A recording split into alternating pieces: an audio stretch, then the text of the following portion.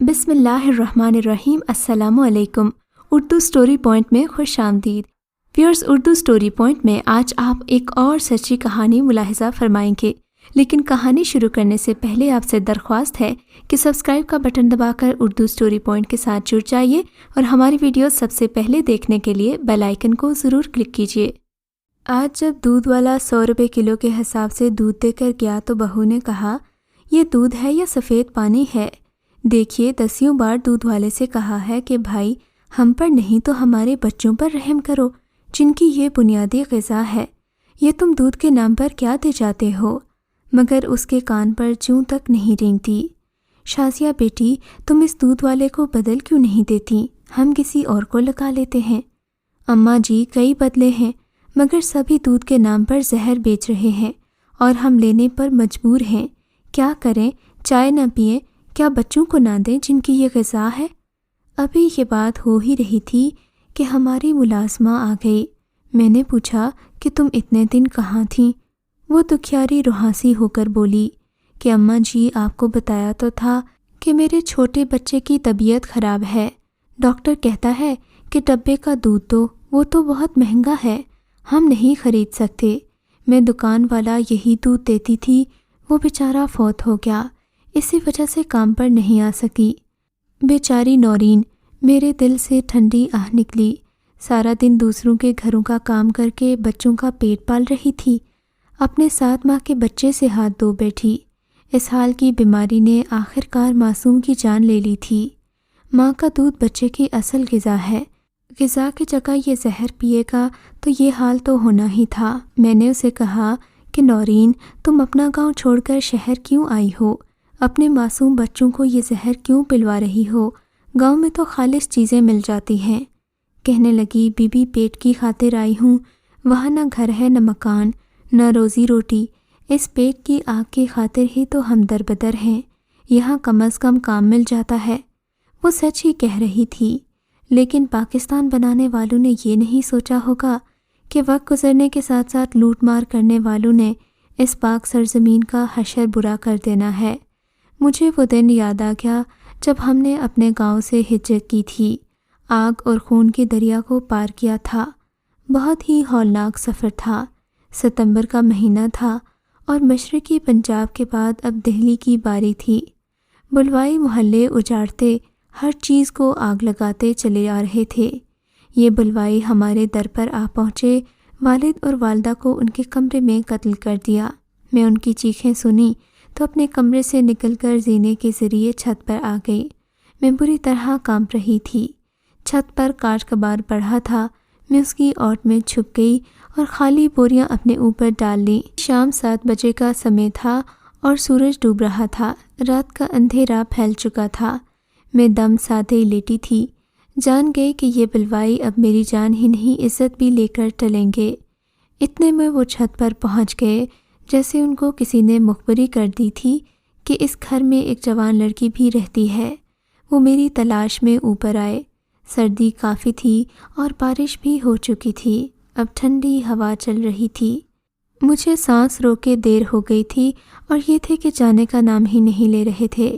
سارا گھر دیکھ لیا، یا تو نکل بھاگی ہے یا ادھر ادھر کہیں چھپی ہے، کسی نے کہا تھا۔ سر میں درد کی شدید لہر کے ساتھ ناک میں سنسناہٹ ہوئی اور باوجود ضبط کے مجھے چھینک آ گئی۔ بس پھر کیا تھا، جیسے ان کو خزانے کا سراغ مل گیا ہو۔ کہا مار کر ایک دوسرے کے ہاتھ پر ہاتھ مار کر بولے، لو جی، مل گئی جس کو کھوج رہے تھے۔ وہ تیزی سے میری جانب آئے اور بھیگی ہوئی بوریاں جو میں نے اپنے اوپر ڈال رکھی تھی کھینچ لی۔ میں اب لرزتی کانپتی ان کے سامنے تھی۔ دوسری نے ٹارچ کی روشنی مجھ پر ڈالی اور مارے خوشی کے پاگل ہو گئے۔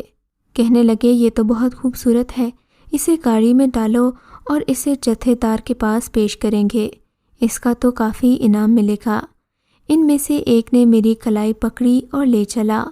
باہر ہولناکی کا راج تھا، تمام علاقے میں لوٹ مار، قتل و غارت گری اور جوان لڑکیوں کا اغوا 8-9 بجے تک بڑے زور و شور سے جاری رہا تھا۔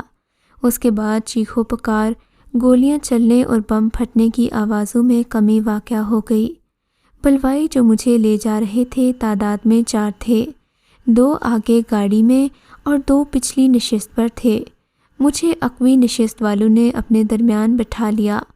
خوف سے سسکیاں حلق میں پھنسی ہوئی تھیں اور آنسو گالوں پر بہتے جا رہے تھے۔ ایک جگہ دیکھا کہ انسانوں کا سیلاب، عورت، مرد، بچے جو کچھ ہاتھ لگا ساتھ لیے قافلے کی شکل میں جا رہے تھے۔ عیدگاہ پر ایک لمبا چوڑا سکھ کھڑا تھا۔ انہوں نے اس گاڑی کو پاس روک کر کہا، بادشاہو، یہ بڑی دیر بعد ملی ہے اس لیے لیٹ ہو گئے۔ یہ چھت پر چھپی ہوئی تھی۔ میں زاروں قطار رو رہی تھی مگر ان ظالموں کو مجھ پر رحم نہیں آیا۔ اس شخص نے جس کو یہ جتھے دار کہہ رہے تھے بڑی للچائی ہوئی نظروں سے مجھے دیکھنے لگا۔ کہنے لگا، یہاں سب کام پروگرام کے مطابق چل رہا ہے، بس ابھی کچھ کام باقی ہے۔ جو میرے ساتھ تھے ان میں سے 2 گاڑی سے اتر گئے، بولے جو کام باقی ہے اسے دیکھ لیتے ہیں، آپ اس لڑکی کو لے کر چلیں۔ جتھے دار نے مجھے اپنی گاڑی میں ڈالا اور 2 مسلحہ کارندے میرے دائیں بائیں بیٹھ گئے۔ کار اب تیزی سے عیدگاہ پر دوڑ رہی تھی۔ جو ہی سڑک کالج کی طرف مڑی میں سمجھ گئی کہ مجھے بھٹیاری محل کی طرف لے کر جا رہے ہیں۔ آگے وہ جگہ آ گئی جو کافی سنسان تھی اور یہاں ان لوگوں کے کیمپ لگے ہوئے تھے۔ کالج کے موڑ پر ایک نوجوان کھڑا ملا، دراز کا، چوڑے شانے، مردانہ وجاہت ایسی کہ کسی اعلیٰ گھرانے کا فرد لگا۔ کلائی پر برساتی ڈالے تھے کہ بارش چند گھنٹے قبل ہو چکی تھی۔ یہاں بجلی غائب تھی اور بجلی ٹھیک کرنے والے آدمی کھمبے پر چڑھے ہوئے تھے۔ بجلی کے کچھ تار بھی ٹوٹے ہوئے سڑک پر گرے نظر آ رہے تھے۔ گاڑی کی لائٹ تاروں پر پڑی تو بلوائیوں میں سے ایک بولا، یہ بھی کوئی وقت ہے بجلی ٹھیک کرنے کا؟ اب ہم سامنے والی سڑک پر کیسے نکلیں؟ یہاں تو تار پڑے ہیں۔ تبھی اس نے تاروں کے پاس کھڑے اس آدمی کو اشارہ کیا جو کلائی پر برساتی ڈالے تھا۔ تم ادھر کیوں کھڑے ہو؟ کیا نام ہے تمہارا؟ نام نہ بتا کر کہا، میری ڈیوٹی ہے تبھی کھڑا ہوں۔ جب اس نوجوان نے نام نہ بتایا تو ان لوگوں میں لڑائی ہو گئی۔ دونوں گتھم گتھا ہو گئے۔ نوجوان نے لپک کر تلوار اٹھا لی اور ایسا وار کیا کہ وہ زخمی ہو کر دور جا گرا۔ اب میرے پاس بیٹھا دوسرا شخص کار سے اتر پڑا۔ اس نوجوان نے چیتے کی سی پھرتی سے اس پر بھی وار کر دیا اور ایک دل خراش چیخ منہ سے نکلی اور وہ تار پر جا گرا۔ تار میں کرنٹ تھا اور کرنٹ لگتے ہی وہ ختم ہو گیا۔ اب ایک باقی بچا تھا اور یہ جتھے دار تھا۔ یہ بھی گالیاں دیتا گاڑی سے اترا۔ نوجوان نے اسے بھی ٹھکانے لگا دیا اور کار میں جھانکا، لڑکی تمہیں کیا یہ لوگ اپنے ساتھ لے جا رہے تھے؟ نوجوان نے ٹارچ کی روشنی مجھ پر ڈالی۔ میں جواب دینے کے لائق ہی کب تھی؟ خوف، غم اور بے چینی کے کرب سے ریزہ ریزہ مسلسل روتی جا رہی تھی۔ سمجھ گیا، تمہیں یہ ساتھ لے جا رہے تھے، شاید اللہ نے ہی تمہاری مدد کے لیے مجھے بھیجا ہے۔ یہ کہہ کر اس نے گاڑی کا اسٹیئرنگ سنبھال لیا۔ بلوائی زخمی تھے یا مر چکے تھے نہیں معلوم۔ ان کو سڑک پر پڑا چھوڑ کر اس نے گاڑی کو بھگایا۔ اب ہمیں محفوظ جگہ کی تلاش تھی۔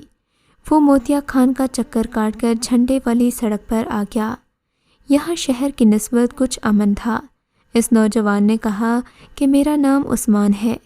جہاں تک مجھے معلوم ہے بلوائیوں کے حملے کی وجہ سے شہر میں کوئی جگہ محفوظ نہیں ہے، چاہو تو میں تمہیں تمہارے گھر پہنچا سکتا ہوں۔ یہ بات سن کر غم سے میرا کلیجہ کٹنے لگا۔ میں نے کہا، ان لوگوں نے میرے امی ابو کو مار دیا ہے، اب وہاں کوئی نہیں ہے۔ کہنے لگا، اچھا پھر مہاجر کیمپ چلتے ہیں، وہاں مرد، عورت اور بچے ہوں گے، لیکن چاہتا ہوں کہ رات کا ایک پہر اور گزر جائے، تو شاید اس میں آگے جانے کی ہمت نہیں تھی۔ کچھ دیر سوچنے کے بعد اس نے ہائی کمشنر کے دفتر کا رخ کر لیا جہاں بہت سی گاڑیاں کھڑی تھیں۔ اس نے وہاں کار لگا دی۔ اس وقت میرا سر درد سے پھٹا جا رہا تھا، اس کا بھی تھکن سے برا حال تھا۔ بولا، کچھ دیر گاڑی میں ہی آرام کر لیتے ہیں، صبح سوچیں گے کہ کیا کرنا ہے۔ نیند کس کافر کو آنی تھی؟ مجھ پر تو خوف کے بادل چھائے تھے۔ میں پچھلی نشست پر مردہ سی پڑی تھی اور وہ آگے والی نشست پر ٹیک لگائے خاموش بیٹھا تھا۔ صبح کے آثار نمودار ہو گئے اور روشنی کی چادر آہستہ آہستہ پھیلنے لگی۔ یہ کیسا سویرا تھا! آنکھوں میں والدین کے چہرے اور کانوں میں ان کی چیخیں باقی رہ گئی تھیں۔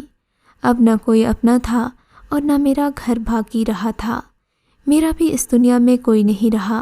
عثمان نے کہا، صبح ہو رہی ہے لیکن ہماری زندگی میں ڈھیر سارا اندھیرا ہے۔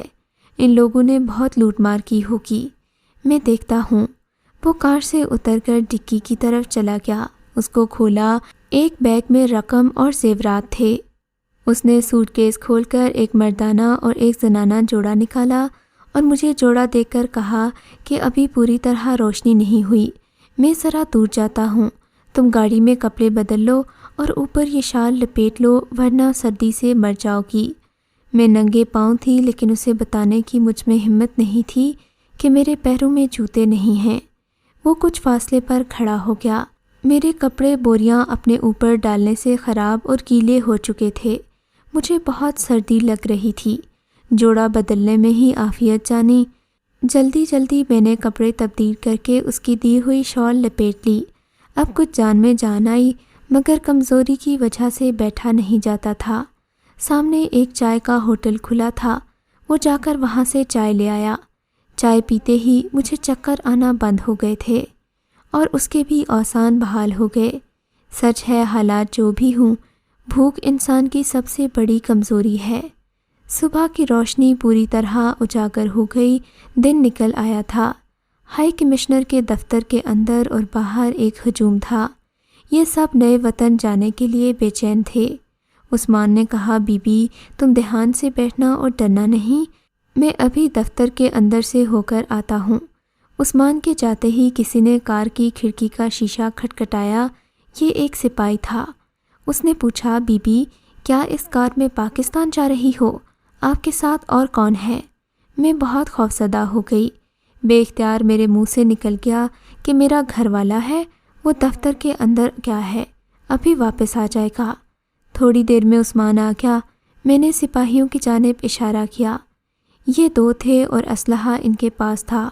انہوں نے عثمان سے کہا، ہم بڑی مشکل سے بھاگ کر یہاں آئے ہیں، اگر آپ پاکستان جا رہے ہیں تو ہمیں ساتھ لے لیں، آپ کی راستہ بھر حفاظت کریں گے۔ عثمان نے ان پر بھروسہ کر لیا اور ساتھ بٹھا لیا۔ ساتھ بٹھانے سے پہلے مجھ سے پوچھا، تم نے ان کو بتا دیا تھا کہ میں کون ہوں؟ جھجکتے ہوئے میں نے جواب دیا، ڈر گئی تھی اس لیے آپ کو گھر والا کہہ دیا۔ چلو جو تمہاری زبان سے اللہ نے کہلوا دیا اچھا ہی ہوگا۔ ان میں سے ایک ڈرائیور تھا۔ عثمان نے کہا کہ بھائی پہلے جامع مسجد چلو، نماز ادا کر لیتے ہیں، پھر اللہ پر توکل کر کے اسی کار سے پاکستان چلتے ہیں۔ جامع مسجد سے مجھ سے کہا کہ اگر اجازت ہو تو آپ کا محرم بن کر آپ کے ساتھ چلوں، یہ احسن ہوگا اور ہم دونوں ایک مقدس رشتے میں بندھ کر سفر کا آغاز کریں گے۔ ہمارا ایک دوسرے کے سوا اب دنیا میں کوئی نہیں ہے۔ میں نے اقرار میں سر جھکا دیا۔ عثمان نے امام صاحب کو احوال بتا کر نکاح کے لیے استدعا کی۔ انہوں نے مجھ سے میری رضامندی جاننے کی خاطر چند سوالات کیے اور نکاح پڑھا دیا۔ اب میں کسی اجنبی کے ہمراہ نہیں، اپنے شوہر کے ہمراہ نئے وطن جا رہی تھی۔ قریباً 1 بجے ہم اپنے وطن پہنچ گئے تھے۔ اللہ کا شکر ہے کہ کوئی ناخوشگوار واقعہ پیش نہیں آیا، البتہ لاتعداد لاشیں راستے میں پڑی نظر آئیں۔ ایسے مناظر کی آنکھیں بند کر لیتی تھی۔ گاؤں کے گاؤں جلے ہوئے تھے۔ تمام راستہ اللہ کو یاد کرتی رہی۔ میں نے اللہ کے حضور شکر کیا کہ ہم عزت اور آبرو کے ساتھ ہی یہاں پہنچ گئے تھے۔ آگ اور خون کے دریا سے نکل کر بخیر وطن واپس آئے تھے۔ یقین نہیں آتا تھا، بس اللہ کی مدد شامل حال تھی اور ہم زندہ سلامت تھے۔ آج اس منظر کو یاد کرنے لگتی ہوں تو میری آنکھیں آنسو بہانے لگتی ہیں کہ یہ پاکستان تو اب جس کا خواب قائد اعظم اور علامہ اقبال نے دیکھا تھا وہ نہیں رہا۔ آج اس سرزمین کو کرپشن، بدعنوانی، بددیانتی اور بدنظامی نے کیسا تار تار کیا ہے کہ ہر شخص فکر و فاقہ میں مبتلا نظر آتا ہے۔ اللہ ہم سب پر رحم کرے، آمین۔